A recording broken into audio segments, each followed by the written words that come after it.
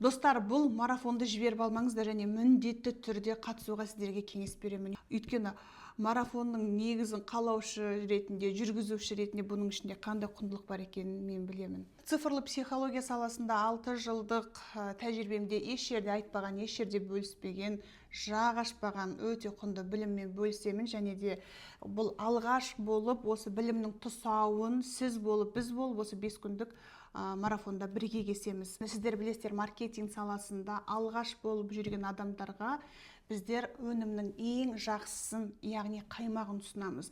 Сіздерге әдейі 5 күн бойы марафон форматында жасап отырмын. Өйткені бұл жерде бірінші теория беріледі, плюс осы теорияның практикада жасауын мен өзім тікелей қадағалаймын. Сонымен қатар жабық чатта кері байланыс ұстап, сіздердің сұрақтарыңызға, түсінбеген жерлеріңізге мен жауап беріп отырамын. Одан кейінгі құндылық, достар, бұл қазір марафон форматында ең төменгі бағада болғанымен келешекте бұл үлкен курсқа айналады және бағасы да өте үлкен болады. Сондықтан жіберіп алмаңыздар. Васту шастра деген сөз кей адамдардың құлағына біртүрлі естілуі мүмкін және сұрақ туындайды. Бұл не? Дінге қайшы келмей ма? Ширк емес па деген сияқты. Жоқ, достар. Васту шастра деген бұл Тибет іліміндегі ғасырлар бойы келе жатқан ғылым. Қазақша айтатын болсақ, бұл біздің өзіміздің қазақ даласындағы, қазақ философиясында жатқан екі-ақ мақалды алып жүретін ілім десем де болады. Бұл 4 құбылаң тең болсын, 4-еу түгел болса, төбедегі келеді. Яғни бұл дегеніміз Васту шастра ілімінде де 4 бағыт бар.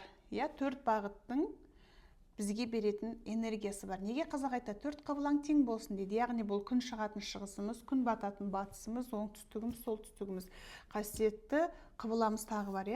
Енді осы жерде әрбір бағытта қандай да бір энергия салынған. Ашық тұру керек жағы, жабық тұрып қалса энергия өтпейді. Жабық тұру керек жағы, ашық тұрып қалса бізге қолайсыз энергия келеді. Сөйтіп үйдің атмосферасы, яғни тұрып атқан пространствомыздың энергиясында дисбаланс болған кезде ол үйде береке болмайды. Береке болмау дегеніміз ұрыс-керіс көп болуы мүмкін, сырқаттана беруіміз мүмкін, үйге кірген кезде өзімізді жайсыз сезінуіміз мүмкін. Болады ғой, кейде бір үйге кіресің, далаға шықсаң өзіңді жақсы сезініп кетесің, қайт үйге кірсең еңсең түсіп қалады. Өйткені үйдің энергиясын бозатын негізгі компоненттер бар. Атап айтатын болсақ, бұл мысалға бұрыштың дұрыс үйлеспеуі, я болмаса бір бұрыштың тым қараңғы болуы, я болмаса ашық жердің жабық тұруы деген секілді. Осыны біз марафонда ашып айтамын, түсіндіремін және осыны бірден практикада қолданамыз. Достар, тіркеуге 2-ақ күн бар. Яғни біз 16-сы бастаймыз, бүгін ертең тіркеу жүреді, 16-сы күні біз бастаймыз. Неге уақыт соншалықты тығыз? Мен әдейі осы Наурызға қатысты жасап отырмын, өйткені әз Наурыз біздің қазақтың жыл басы, жаңа жылымыз.